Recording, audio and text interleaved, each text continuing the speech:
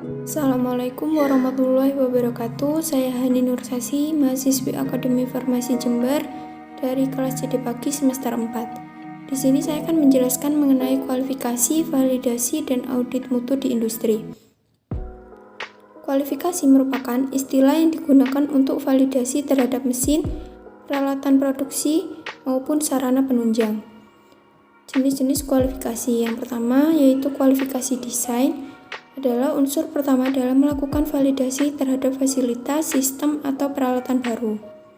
Yang kedua, kualifikasi instalasi dilakukan terhadap fasilitas, sistem, dan peralatan baru atau yang dimodifikasi.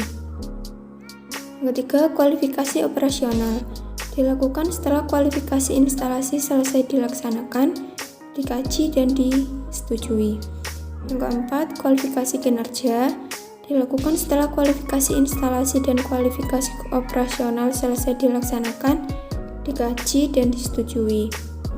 Validasi merupakan suatu tindakan pembuktian dengan cara yang sesuai bahwa tiap bahan, proses, prosedur, kegiatan, sistem, perlengkapan, atau mekanisme yang digunakan dalam produksi dan pengawasan akan senantiasa mencapai hasil yang diinginkan. Secara garis besar, pelaksanaan validasi di industri farmasi terbagi menjadi 3. Yang pertama, pre-validation, terdiri dari kualifikasi mesin, peralatan, dan sarana penunjang, serta validasi metode analisa. Yang kedua, proses validation, terdiri dari validasi proses produksi, validasi pengemasan, dan validasi pembersihan. Yang ketiga, post-validation, terdiri dari periodic review, change control, dan revalidasi. Jenis-jenis validasi yang pertama yaitu validasi proses, meliputi A. Validasi prospektif, yaitu validasi terhadap pembuatan yang diterapkan sebelum produk dirilis di pasaran. Biasanya dibutuhkan minimal 3 batch di luar trial batch untuk menunjukkan hasil yang diharapkan. B. Validasi concurrent, validasi yang dilaksanakan sambil melaksanakan proses produksi rutin untuk dijual dan sesuai dengan protokol yang telah disiapkan dan disetujui. C. Validasi retrospektif, yaitu validasi proses pembuatan produk yang telah dipasarkan. Dilakukan dengan cara mengevaluasi dokumen batch yang telah disiapkan berdasarkan protokol yang telah disetujui. Kedua, validasi pembersihan. Tujuannya yaitu untuk memastikan bahwa prosedur pembersihan sudah tepat dan efektif menghilangkan sisa produk sebelumnya, sehingga tidak terjadi cross-contamination. Yang ketiga, validasi ulang.